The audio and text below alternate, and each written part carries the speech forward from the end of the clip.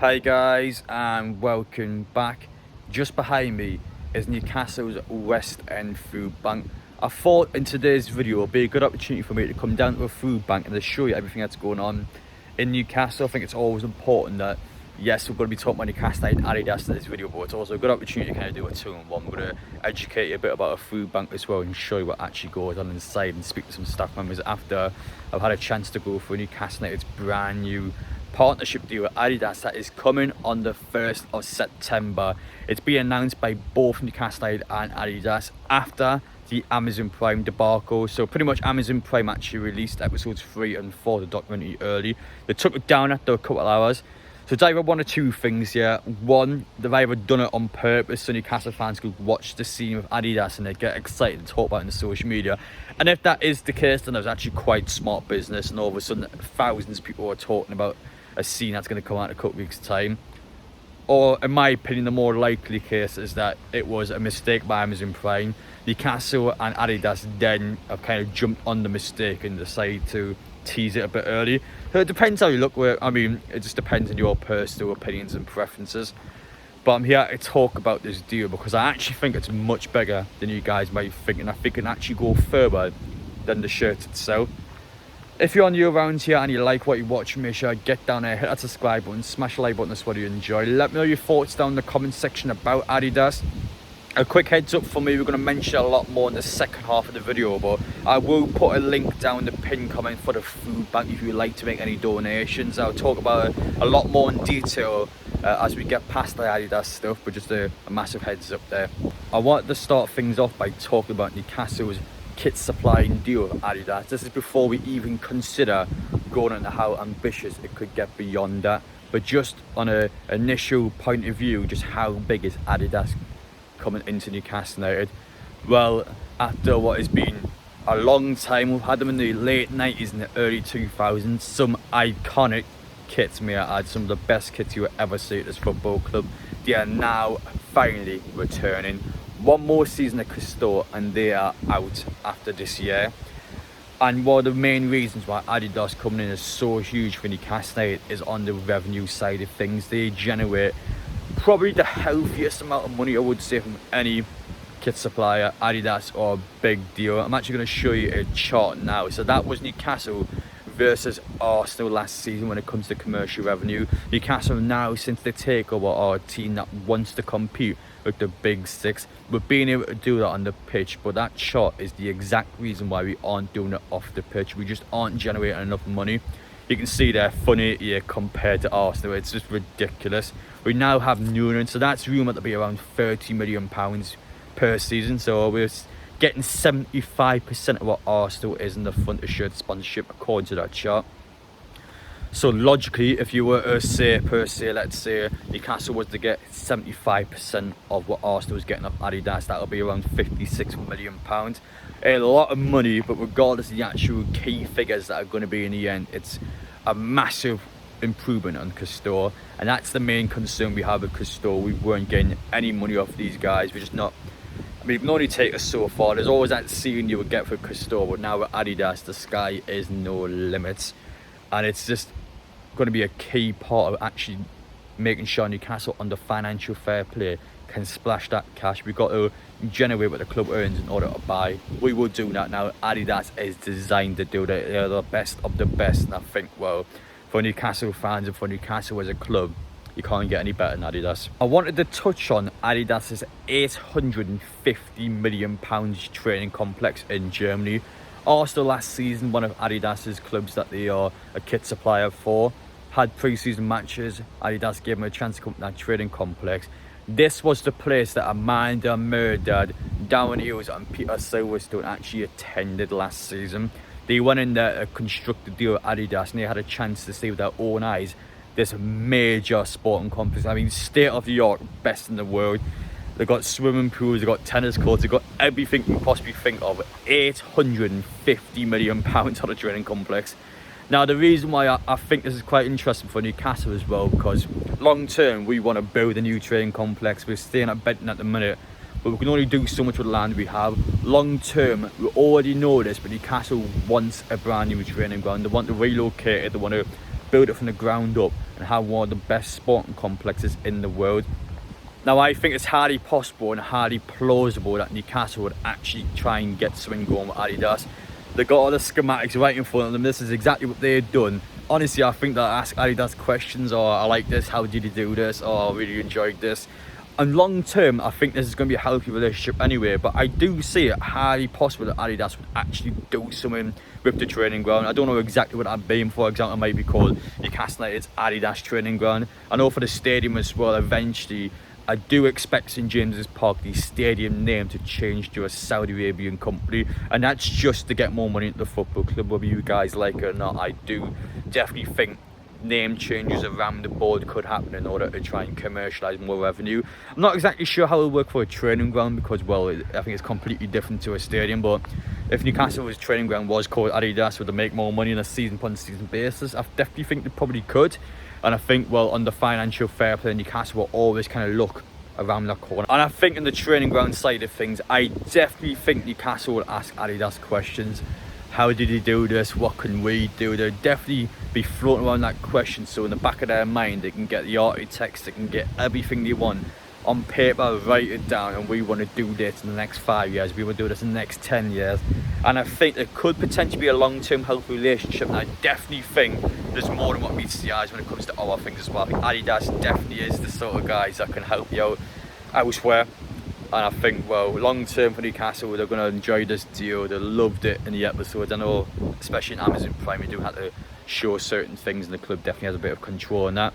But honestly, without trying to spoil the episode, you definitely will get excited when you watch it. I think it's good for what's happening next for the club. I think the future is bright. And on this 1st of September, that's when the official announcement will come out. So I'm intrigued to see how this is going to pan out long term. I definitely think Newcastle will try and strike us more deals with Adidas. We as fans have underestimated what the club's doing. I think long term they definitely will be floating around in the background trying to get something sorted. But yeah, I wanted to talk about that mainly in this video in terms of actual training ground plans and what the club's going to be doing at Adidas. It's unbelievable that we've got these in. I can't stress how good they actually are.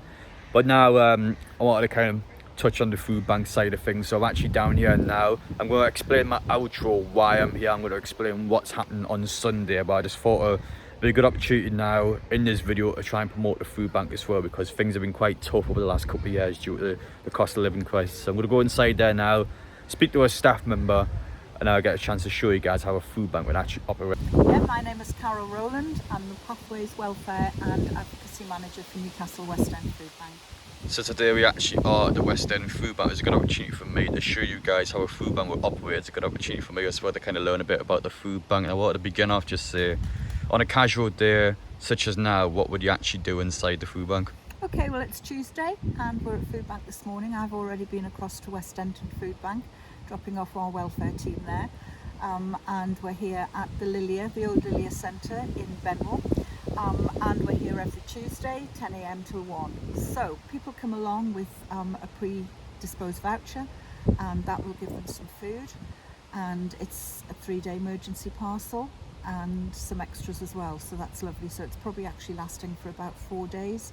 They come along, we've got a team of volunteers inside, and they help them with whatever they may need on that particular day. Not just food, they also talk to them about welfare, they talk to them about how they're feeling, they might need a fuel voucher, and they can direct the clients to one of 5 welfare sessions that we've got here at Newcastle West End Food Bank. This Tuesday food bank is one of 7 food banks that we run literally on a daily basis throughout the city of Newcastle. I was wanting to ask as well, because I think one, I guess, shocking fact that people don't actually realise is how many people use the food bank in Newcastle. Just how many people over the last year have actually been using it? Well, we had 62,000 cases of hardship. That equates to 24,000 people. And they are men, women and children. And I think what is particularly shocking, we are now nearing about 30% of child poverty in this city. Lots being done to help, but it's a constant battle. I just wanted to begin things off by saying now, so let's say even a donation as small as £10, what would £10 actually do for the food bank? Well, first of all, Adam, you're correct. I mean, we're 40% up on anything that we've ever seen before. This is by far the worst food poverty crisis that we've seen probably since universal credit was introduced in 2016. People who used to donate to us literally 1, 2, 3 years ago, some are now coming to get food. That's how bad it's got. £10, you know, it can be £1, it can be 5, it can be 10, it can be 50. You know, we will automatically look at that and use it straight away to buy food. And that's what it's about. Private donations of food are down about 70 to 80%, and we do not have people knocking down the door anymore bringing us food because they need it themselves. So any type of donation is fantastic. We did have one guy come this morning. He came all the way from Birmingham, and he's been working with a local accountancy firm in the area, and they have had an event, and he brought us literally about a quarter of vans full of food, and that's like gold dust to us now, because if we don't get that, then we have to use the money, of course, and we buy food. Well, that's brilliant to hear. I mean, all the way from Birmingham, that's some serious dedication. Amazing, I know. It's because of the generous people like that where the food bank's able to outweigh. I just want to speak briefly about the volunteers as well, because I mean, none of you guys are making any money for us. You're coming in your free time and you're just helping the local community out, and that's unfortunately just how things are. So I just wanted to say just how important is it as well that people aren't just donating food, but people are also volunteering if they get the opportunity to do so. We couldn't exist without our volunteers. We have a very small staff group, of which I'm one, and the volunteers are the lifeblood of this organisation. We could not in any shape or form exist without our volunteers, of which there's now about 90. This very garden that we're sitting in was a piece of brass 5 years ago, and 3 wonderful volunteers, one of whom is sadly not with us anymore, just decided that they will create something for clients and also to help us cook. On a Monday we have a team of people who come in and produce a 2-course takeaway meal. We don't have people coming in anymore and sitting down for food. I'm afraid COVID sorted that one out, but they come in and they cook a 2-course meal. This week it's tuna pasta with garlic dough balls, and there's also some crumbling custard, and people get that 2-course meal either chilled or frozen to take away through the week. And the produce, a lot of it, clearly not the tuna, but a lot of it comes from this garden, and it's tended every week by both volunteers and our clients. That's brilliant to hear. Now, as me being a Newcastle United content creator, one thing I've always got to ask in this sort of situation is just how has the club been with you guys, especially since the takeover. Now, I know last year they made an incredible donation. I'm fully aware of stuff that they do on a match day basis, even the women's team as well, but I just wanted to ask you, how has Newcastle United actually been with the food bank? Across the board, it's just fantastic, you know. The fans, every single solitary home game, we stand there for 2.5 hours outside the ground. They help us constantly. They bring food donations, they bring monetary donations, and of course Jamie Rubin and the Rubin Foundation double those monetary foundations for us, donations. They're just amazing people, and without those fans it would be really, really difficult for us to exist at this food bank. I think what's amazing as well with the addition of Amanda and Mehrdad, they've come in and they are personally committed to helping us. Mehrdad and his son came along at Christmas and they handed out our Christmas hampers, and they had actually, along with Jamie, given us the money to actually create those. Amanda will come along as and when she's got the time. They're just really, really committed, and they class any money that they give us as money extremely well spent. And finally, I just want to ask you one more question. So for people that are watching this video, if they want to donate to the food bank, how can they do that? You can donate in many ways. You know, the wonderful Newcastle fans know where to find us. Literally before match days we're there, home games, and it's about 2.5 hours, I've already said. Anywhere else, we've got 7 food banks now, but our main, I suppose, head office, although it's a bit of a prefab, but we're here in Benwell at the old Lilia Centre, and we're open here 5 days a week, 9 o'clock in the morning until 5 o'clock at night, and any food you might have spare, as long as it's in date, we will take it. They can also go online. We've got a website, and they literally just have to type in Newcastle West End Food Bank and we've got links there. But if you're unsure, just give us a ring here at the food bank and we'll be able to help you. Well, I hope you enjoyed watching that. I thought it'd be a good idea to come down today and actually have a chance to go inside the food bank because of my own announcement that I made yesterday. So I will be donating a considerable amount of money to the food bank on Sunday. Now my main reason behind that is because of everything that's going on with the murder of DC tattoo. Pretty much back end of last season, I was supposed to get it done.